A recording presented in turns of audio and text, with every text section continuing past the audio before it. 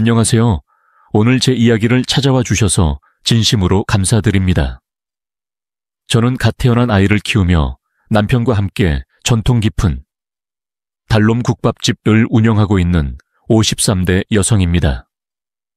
우리 가게는 다를 이어 운영되고 있어 그 역사와 전통이 고스란히 담긴 곳입니다. 이 국밥집은 처음 할머니께서 시작하셨고 5 남매를 혼자 키우며 일구신 소중한 가게였습니다. 이후 시어머니께서 물려받으셨고 지금은 제 남편이 그 뜻을 이어가고 있습니다. 제가 직접 물려받은 것은 아니지만 남편과 함께 고인의 손맛과 정성을 지키며 매일 정성을 다해 가게를 꾸려가고 있습니다. 특히 돌아가신 시어머니는 그리움의 대상일 뿐 아니라 이 가게에 담긴 진심과 따뜻함의 뿌리가 되어주신 분이죠. 우리 가게는 시어머니의 손맛과 깊은 인심 덕분에 지역 주민들에게 오래도록 사랑받는 곳으로 자리 잡았습니다. 시어머니께서는 살아계실 때 우리에게 아낌없이 베풀어 주셨고 돌아가신 지금도 그녀의 따뜻한 마음은 여전히 우리를 감싸고 있는 것 같습니다. 얼마 전에는 유명한 단골 스님들 중 한 분이 우리 가게를 방문해 주셨습니다. 음식을 드시며 당신 아들의 손맛이 어머니의 손맛 그대로네요. 라고 말씀해 주셨을 때 정말 큰 감동을 받았습니다. 단순히 얼굴뿐만 아니라 음식을 대하는 정성과 재능까지 닮았다고 해주셔서 남편과 함께 큰 힘을 얻는 순간이었죠. 이 모든 이야기는 저희 가족의 노력과 고인의 유산이 만들어낸 결과라고 생각합니다. 앞으로도 그 전통과 맛을 지켜나가며 찾아주시는 분들에게 따뜻한 한 끼를 대접하기 위해 최선을 다하겠습니다. 나는 오랫동안 여기에 있을 것이다. 그 순간 남편과 나는, 특히 대부분의 음식을 담당하는 사람이 얼마나 안심하고 행복했는지 말로 표현할 수 없습니다. 남편은 어깨가 좀 높아 보이는 것도 모르고 올라갔습니다. 결혼하기 전에는 그 사람 생각이 너무 많아서 어머니 생각이 나서 그런 남편과 살면 너무 슬플 거라는 걸 알고 있었어요. 나는 그 사람과 헤어질까 여러 번 생각했지만 그는 그러지 않았습니다. 여전히 언제나처럼 좋습니다. 이상형은 남자라서 남편과 헤어질 수가 없어요. 내 남편은 요즘 세상에서 보기 힘든 매우 친절한 사람이다. 바로 요점을 살펴보겠습니다. 남편은 시어머니가 아닙니다. 하지만 내게 생물학적 자녀가 있는지 묻는다면 그것은 사실이 아닙니다. 법률이지만 남편을 낳으신 할머니는 미혼모이시며 남편을 혼자 키우시느라 고생하셨는데 안타깝게도 남편이 고작 14살일 때 갑자기 사고로 돌아가셨습니다. 당시에는 아무 일도 없었다고 한다. 가족이 아닌 시어머니도 이 안타까운 상황을 알고 남편이 상처받고 왜곡될까 걱정해 조치를 취했다고 한다. 혼란스럽지 않게 시어머니의 막내 아들이 되었습니다. 조금 복잡하긴 했지만 시어머니는 누가 뭐라 해도 시간이 많이 걸렸습니다. 문서로 입증된 모자관계는 실제 모자관계가 된다. 사실 아이를 키우는 엄마로서 시어머니도 참 대단하다고 생각하지만 남편의 마음도 이해가 됩니다. 젊은 사람은 갑작스러운 이별을 쉽게 받아들일 수 없습니다. 받아들이기 힘들지만 그 자리를 다른 사람으로 채우기는 쉽지 않을 것 같아요. 그리고 시어머니는 그걸 당연하게 여긴다고 했고 10년, 20년 전 것 같다고 하더군요. 사실 그녀의 삶은 순조롭지 못했습니다. 남편이 남편을 입양했을 때 시어머니는 여성에 중독된 남편과 이혼했습니다. 도박과 2 아들과 함께 생활하며 아픈 시어머니를 돌보며 남편을 입양하기로 결정했습니다. 그때도 형편이 좋지 않았는데 용기를 냈다는 게 존경스러울 뿐입니다. 남편이 따라하면 더 좋겠다고 했지만 그렇지도 않습니다. 공식적으로는 시어머니의 아들이 되었음에도 불구하고 그녀를 받아들이고 거부할 수 없었기 때문에 그녀는 그를 환영하지 않았다. 나는 삼촌 집에 도착했을 때 학대를 받았다고 말했습니다. 핍박과 학대를 당해도 남편은 고집이 세서 불운한 밥을 먹느니 차라리 굶어 죽는 편이 낫습니다. 버티다가 쓰러져 시어머니에게 성폭행을 당했습니다. 곰탕치킨을 먹겠다고 하더군요. 처음에는 거절했지만 너무 맛있어 보여서 자동으로 손이 움직이기 시작했습니다. 첫 한 숟가락을 먹었을 때 그 맛이 너무 진하고 맛있어서 멈출 수가 없었습니다. 너무 배가 고파서 그릇을 너무 비워서 시어머니가 보게 되었습니다. 그녀는 남편에게 고통받지 말고 눈물을 흘리지 말고 함께 살자고 애원하는 것처럼 포옹했습니다.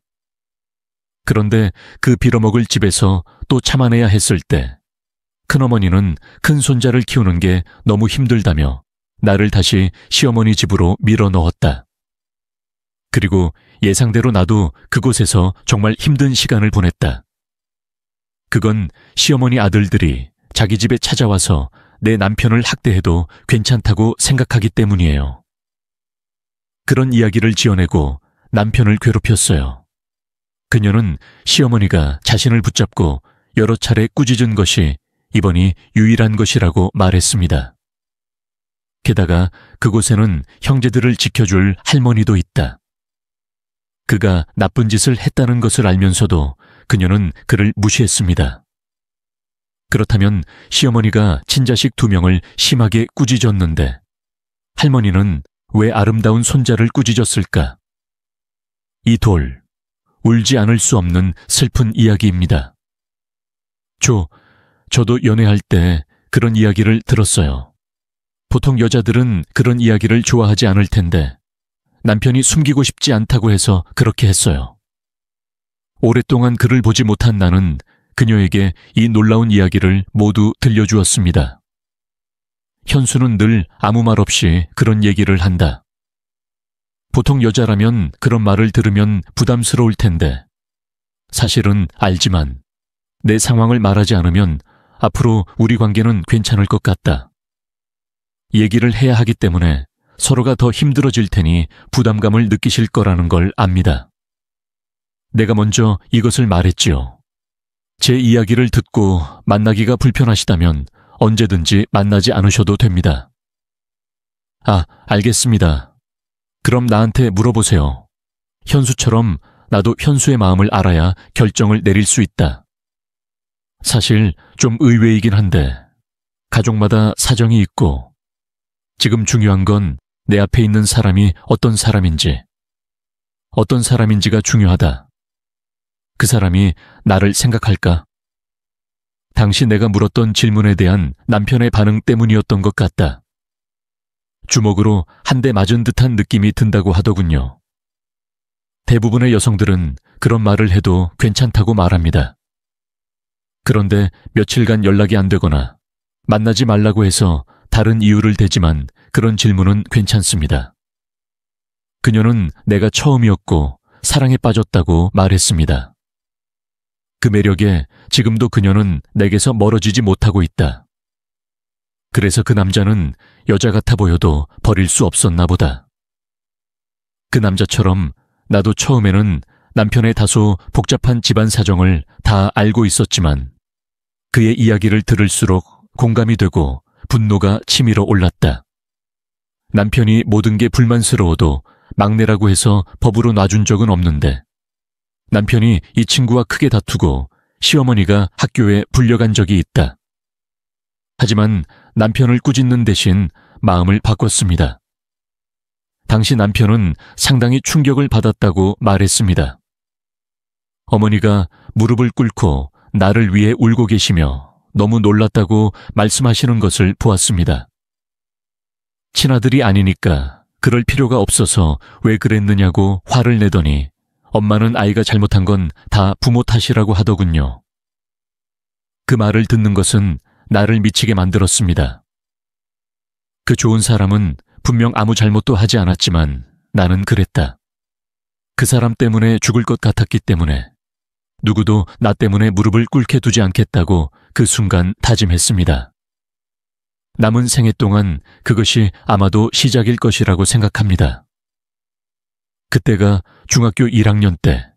중학교 1학년 때였는데 너무 늦었지만 그때부터 열심히 살고 공부도 열심히 했고, 남편은 그날 이후 완전히 다시 태어났다고 말했다. 지금의 어머니를 위해 잘 지내는 것은 돌아가신 어머니 덕분이라고 생각해서 열심히 공부한 것이 기적이라고 했다.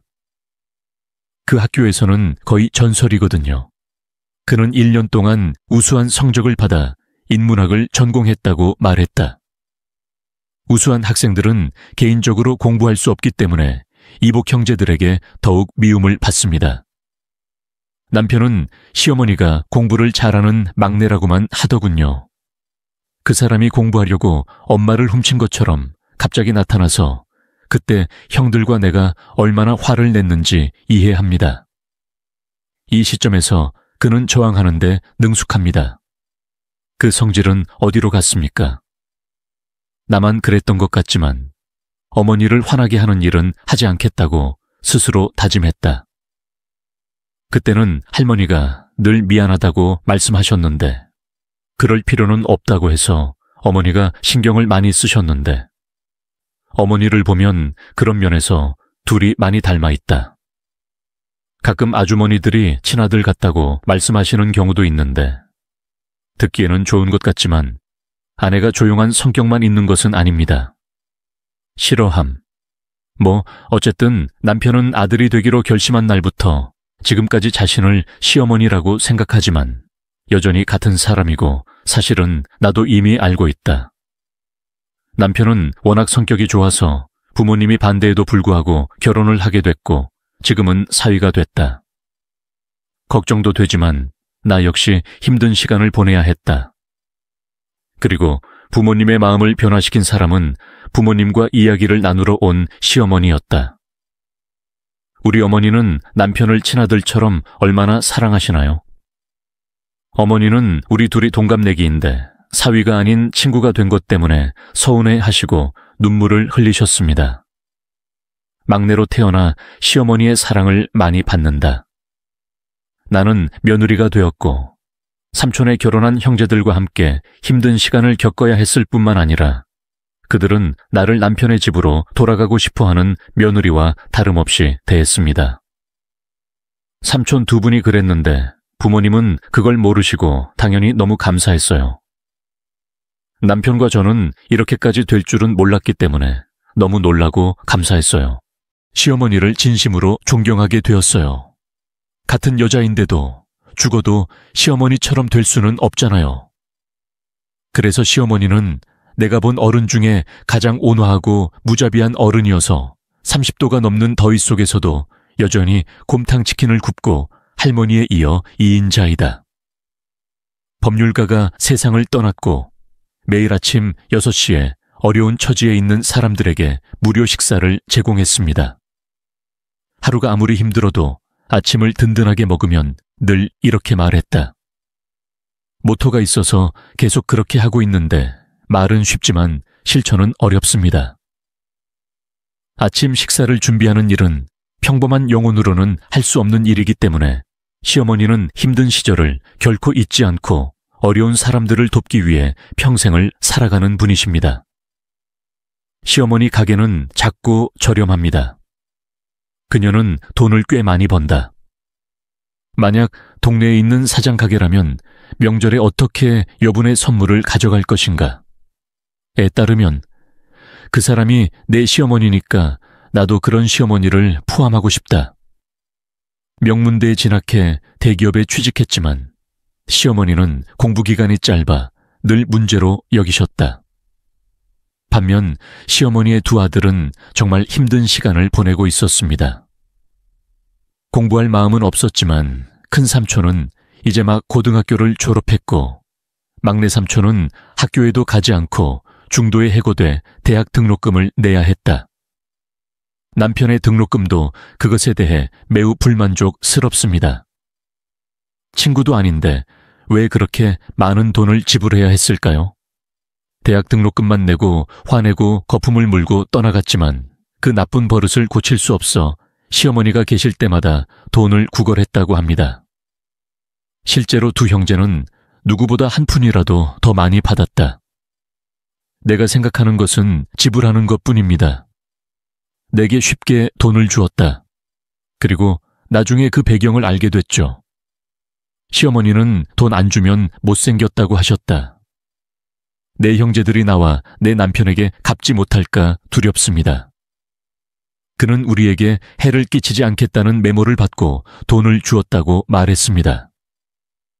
메모에는 돈을 받았음에도 불구하고 동생에게 해를 끼치면 그 돈을 받을 수 없다는 내용도 적혀 있었다. 그 내용 때문인지 저와 아내에게는 마음에 안 드는 말을 하지 않은 것 같습니다.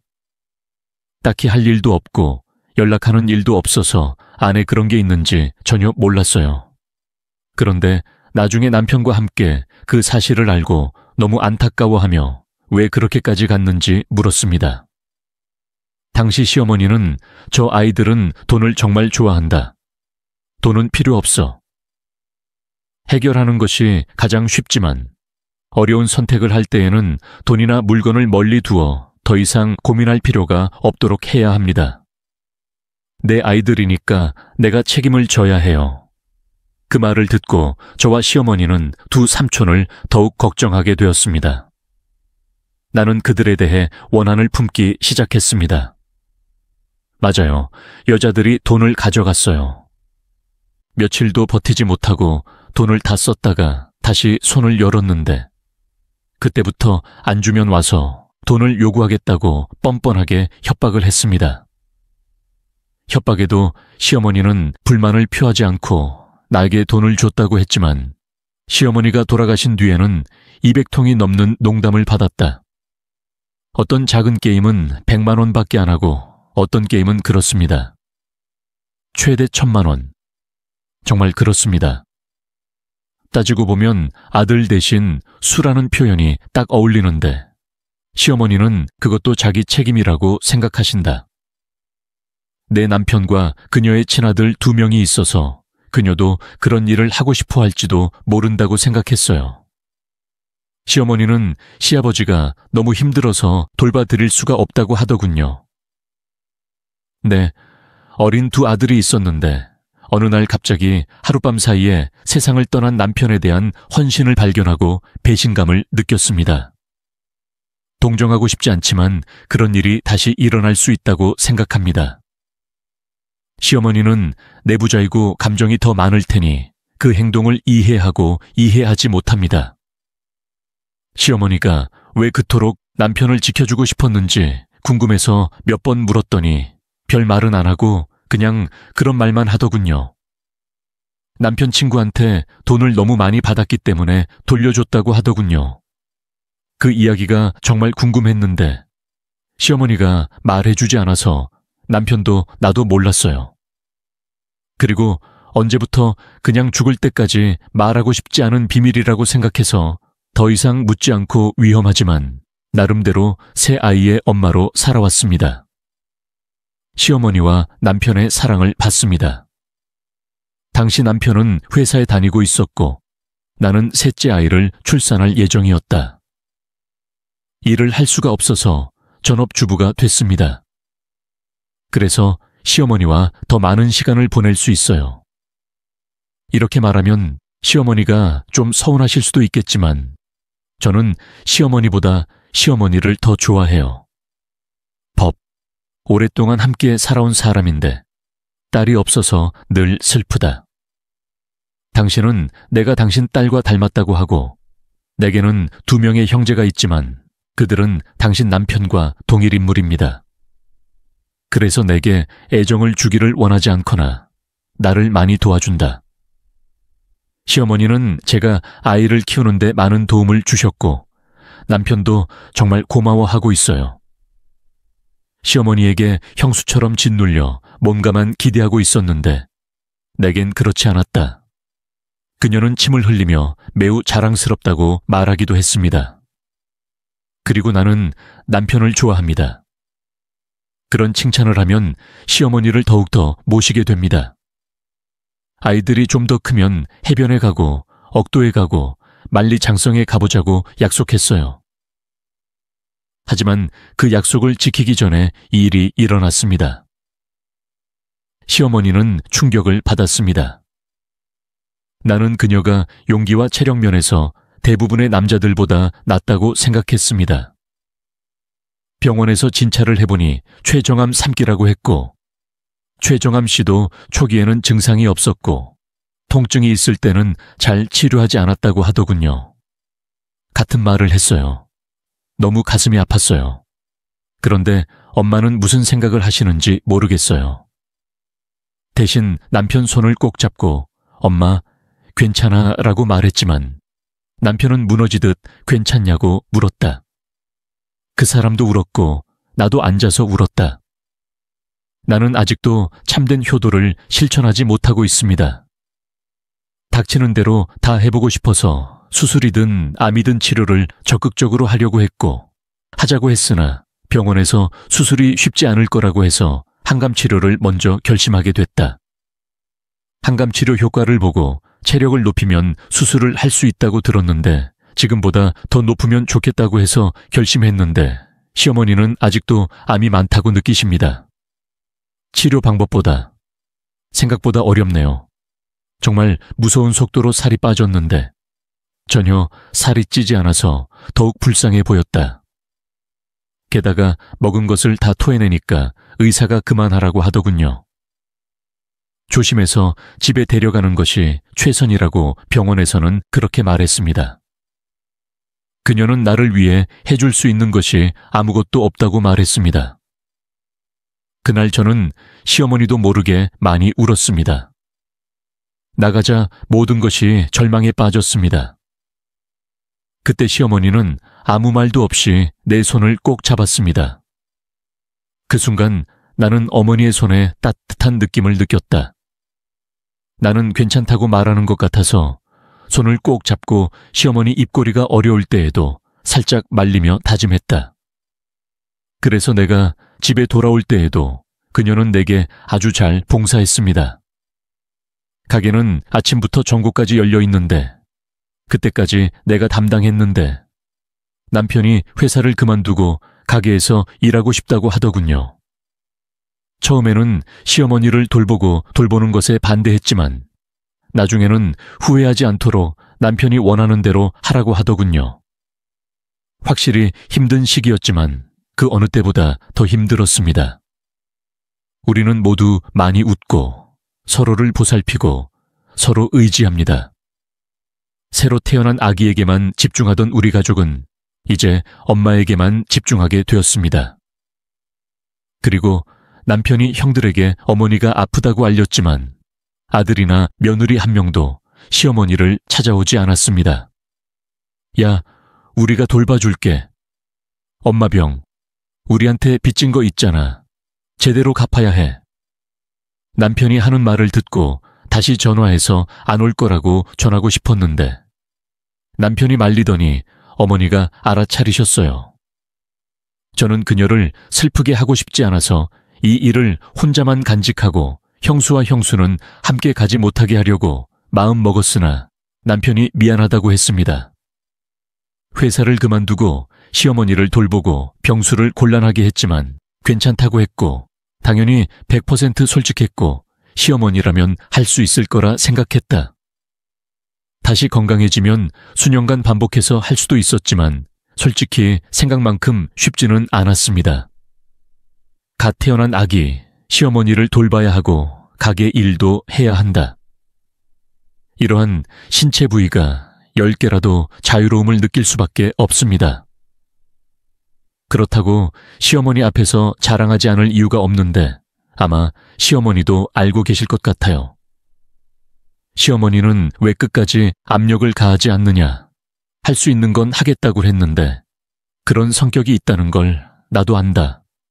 시어머니, 그녀는 자신이 살고 있는 집을 청소하고 싶다고 말했습니다.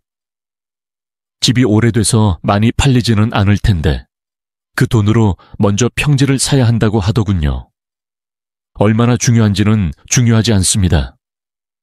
아무튼 나 여기 있는데 저 집엔 사람도 없는데 왜 사람도 없이 빈 집을 지을까? 당장 대구로 나가야 해. 돌아갈 집이 필요한데 그게 힘이 되니? 내가 여기에 오랫동안 머물게 될까봐 왜 두려워합니까? 빨리 어머님 집으로 돌아가라. 그랬으면 좋겠다고 생각하고 그 집을 빡쳐서 팔아버리면 나와 삼촌 둘은 거기서 혼자 살 수 없을 거라 생각했는데 이런 고민이 생겼다. 진실. 어느 날 큰오빠가 저에게 전화를 했는데 한 번도 연락한 적이 없었는데 그날은 아픈 시어머니 몰래 돈을 훔쳐가며 장난칠 생각은 하지 말라고 연락이 왔습니다. 당신은 내 형수이고 나와 혈연 관계가 없는 사람입니다. 그런데 등록금도 주시고 키워주시고 결혼할 때 집도 주셨어요.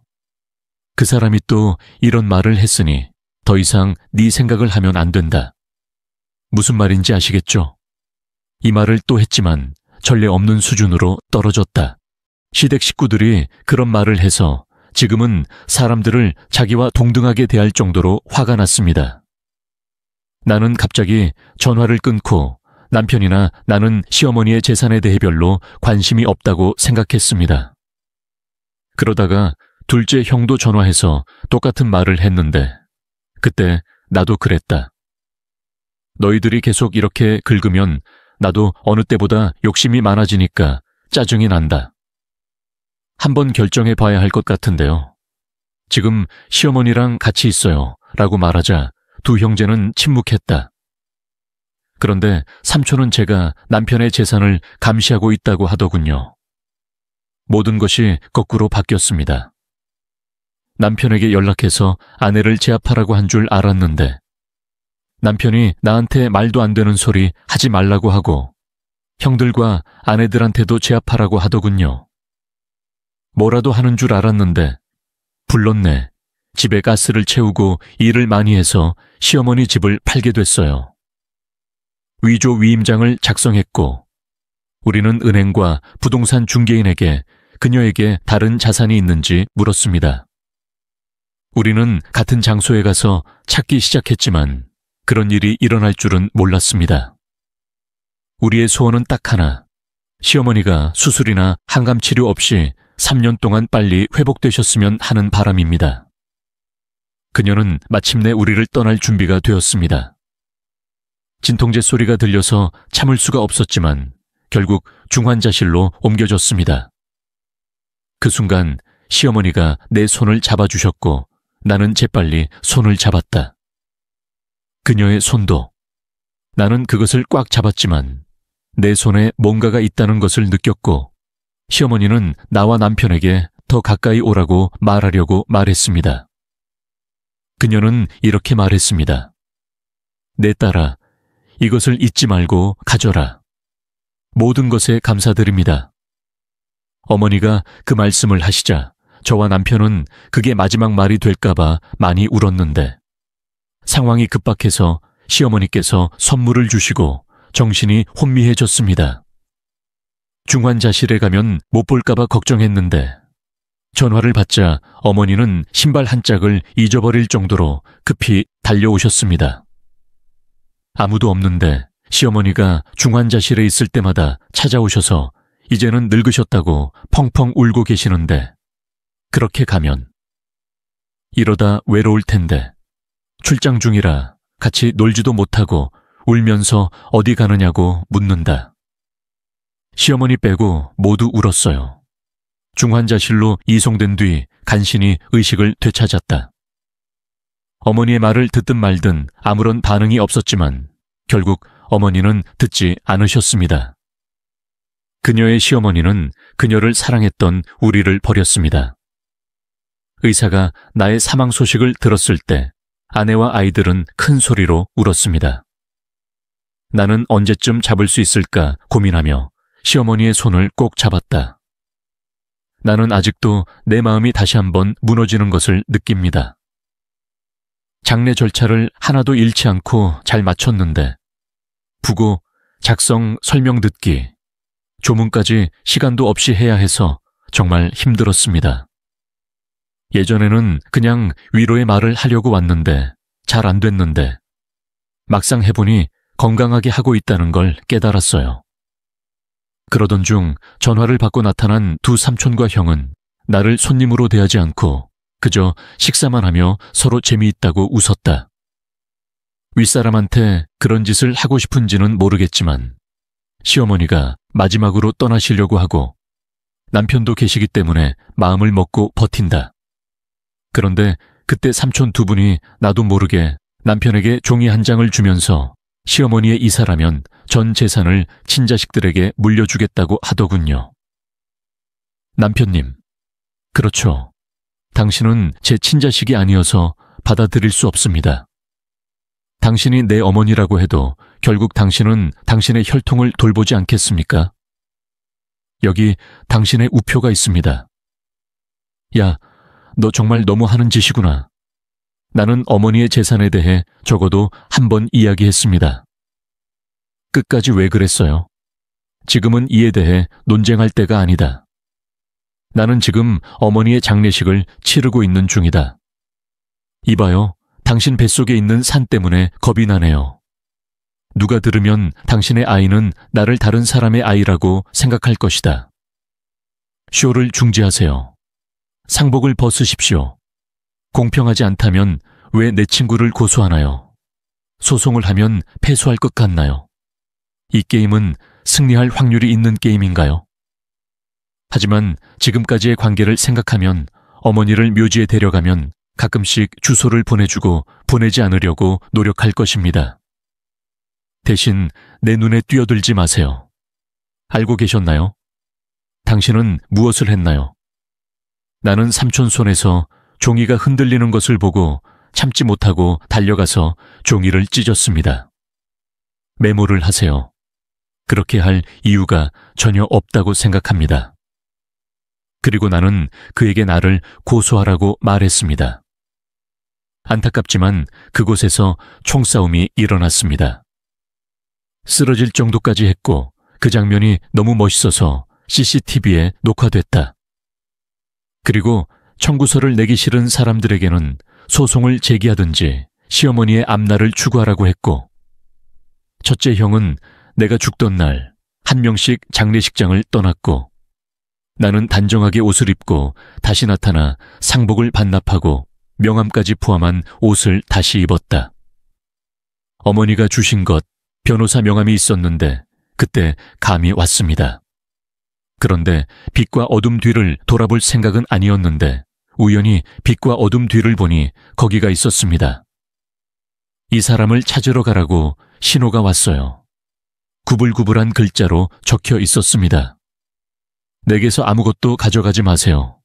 잘 지내세요. 내가 그동안 아팠는데 언제 아팠나요?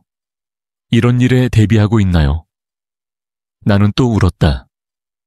남편과 제가 변호사 사무실에 갔을 때 시어머니의 원장이 실제로 거기에 있었습니다. 시어머니가 자신을 소개하기 위해 전화를 했고 나를 만나자고 초대했습니다.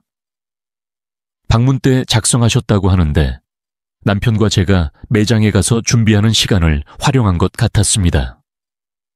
그리고 그 책에서는 당신의 모든 자산을 막내 아들, 막내딸에게 물려주십니다. 시댁. 마지막에는 이 회장 외에 유 이사장은 없다고 적혀 있다. 남편은 그 내용을 듣고 눈을 굴렸습니다. 왜냐하면 삼촌이 자신이 장애인임을 분명히 지적했기 때문입니다. 내가 그렇게 말했더니 엄마가 가짜라고 하더군요. 내가 아플 때 한 번도 찾아오지 않은 사람들이 어떻게 내 모유를 먹일 수 있겠는가? 아내가 말한 대로 장부를 보관하나요? 이런 경우는 많이 조사해봐야 할 것 같은데 가짜인 것이 사실이라면 그에 따른 처벌을 받을 수 있습니다. 다른 아이들에게도 연락을 해보고 공식적으로 받은 총장인지도 알려드리겠습니다. 변호사는 남편에게 그런 경우가 꽤 많다는 사실에 매우 놀랐다고 말했습니다. 그리고 며칠 지나지 않아 그 사람이 감독임이 밝혀졌습니다. 그때부터 우리는 빠르게 대응하기 시작했습니다. 유 원장은 상속조사에서 고인이 살아있는 동안 장남과 둘째 자녀를 최대한 돌봤기 때문에 받을 자격이 없다고 말했다. 장래에 상속받을 것이 있는지, 그리고 돌아가신 시어머니도 그러기를 원하셔서 이 문제를 유언장에 기재할 수 없어서 남편과 제가 시어머니의 재산과 토지, 재산을 모두 상속받았습니다. 저금. 그 후 두 언니는 우리가 자신을 괴롭히는 모습을 보러 두 오빠가 찾아왔을 때 나중에 받아주지 않겠다고 애원하며 할 수 있는 모든 일을 다 했는데 기억이 납니다. 시어머니가 나한테서 정기적으로 받는 메모. 여기 메모를 보면 우리에게 해를 끼치지 않을 것이라고 적혀 있습니다. 그리고 만일 우리에게 해를 끼쳤다면 우리에게 2배로 갚아야 합니다. 받는 금액은 얼마입니까? 그리고 그 돈을 받는 사람이 죽었을 때 그 돈이 무슨 소용이 있겠습니까? 그것은 단지 대중으로부터 받은 종이 한 장이 아닙니다. 받아들이지 않으면 남편도 이에 대해 소송을 제기할 것입니다. 그럼 얼마죠? 어머니가 아플 때 우리에게서 돈을 갈취하려고 어머니 곁에 머물렀어요. 자기 자식도 아닌데 무슨 거지냐? 당신은 우리 어머니의 재산을 모두 빼앗아 내게 주셨습니다. 그것은 내 돈이었고 삼촌이 남편을 붙잡는 순간 경찰에 신고했습니다. 나는 사진을 찍는 것을 잊지 않았지만 접근 금지 명령을 요청했고 경찰에 전화했을 때 그는 결코 사진을 찍지 않았습니다. 그 다음에 나를 방문하러 왔습니다. 실제로 그 사진을 찍었습니다. 우리는 양해각서 MOU를 통해 소송을 시작했습니다. 저희는 돈을 받았는지 안 받았는지에 관계없이 조치를 취해야 한다고 판단하여 소송 변호사를 통해 소송을 제기했습니다. 저희의 상속에 관해서도 변호사님이 그런 일은 처벌받아야 한다고 적극적으로 도와주셨어요. 남들의 눈에도 마치 일과 같아서 시어머니를 그리워하는 시간이 있습니다. 잠시 보관해 놓으면 눈앞에 국화꽃이 잔뜩 피어 있습니다. 그 후 우리는 이사를 준비했습니다. 솔직히 시어머니의 흔적이 남아있는 곳이라 걱정도 많이 했었는데 그런 것 같아요. 여자들은 언제 다시 방문할까요? 그들이 올지 안 올지 모르기 때문에 아이들도 보호하는 것이 좋습니다. 그래서 우리는 살고 있던 집을 정리하고 다른 곳으로 이사했습니다. 시어머니 매장 위치가 재개발 확장되어 다시 오픈하게 되었는데 매장을 다시 열기 전에 청소를 해야 합니다. 그래서 우리는 모든 것을 정리하기로 결정했습니다. 우리는 집으로 돌아갈 계획이었지만 남편은 시어머니가 운영하는 닭국밥집을 계속 운영하고 싶어 했습니다. 당시 부모님은 저의 장래를 위해 제 말을 막으셨지만 남편은 정말 효자였습니다. 시어머니가 살아남았습니다. 그 사람도 그걸 알았으니까 나중에 하라고 하더군요. 그리고 어머니가 오셨고 우리는 새로운 곳으로 이사했습니다. 어렸을 때 시어머니를 위해 가게 운영 방법을 배웠습니다. 게다가 시어머니 음식 맛을 아는 남편이 있어서 시간이 많이 걸렸지만 그 맛을 다시 찾았고 덕분에 우리가 이렇게 됐다. 여전히 사업을 하며 조화롭게 살고 있습니다.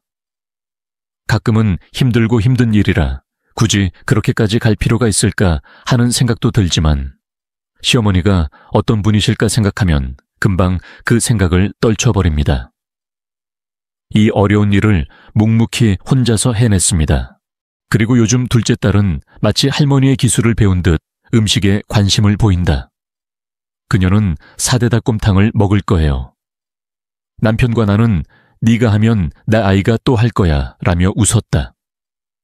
내 딸의 눈은 눈물로 가득 차 있었는데 당신의 남편은 여전히 시어머니처럼 끓는 가마솥을 바라보고 있었는데 당신의 남편은 피 한 방울도 없었다고 말할 수 있습니까? 돌이켜보면 시어머니의 구별, 12마디가 넘는 말, 내 손을 잡았을 때의 그 느낌과 따뜻함을 기억한다. 천국에서는 아프지 않기를 바랍니다. 비참해 하지 말고 저와 함께 즐거운 여행을 하세요. 비록 남편과 제가 이렇게 괴물일지라도 우리의 삶을 망쳐놓고도 온 마음을 다해 우리를 키워준 사람들은 우리가 그리워할 것이라는 안도감입니다. 남은 생애 동안 어머니는 울면서 나를 두고 갈 것인지 물으셨습니다. 제가 세상을 떠난 다음 날 꿈에 시어머니가 나타나 저승에 있는지 말씀해 주셨습니다. 그녀는 아주 어린 시절부터 시어머니와 다시 친구가 되고 싶어 했습니다. 삶 속에서 제대로 놀지 못한 것에 대한 아쉬움과 원한을 반드시 버리겠다는 결심을 털어놓았죠. 그녀의 진심 어린 고백에 시어머니는 눈물을 흘렸고 저 또한 그 장면에서 함께 울음을 터뜨리고 말았습니다. 아마 시어머니도 그 순간 우리 가족의 깊은 사랑과 애정을 느끼셨던 것 같습니다. 시어머니가 우리 곁을 떠난 지 벌써 8년이 흘렀습니다.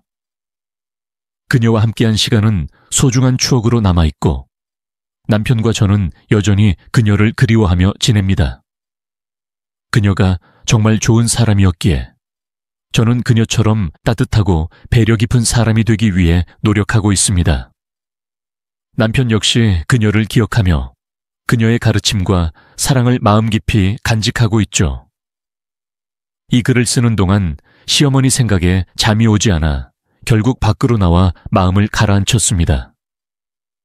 잠시 숨을 고르고 오늘 하루를 준비하며 왠지 오늘은 조금 더 특별하고 보람찬 날이 될 것 같은 느낌이 듭니다.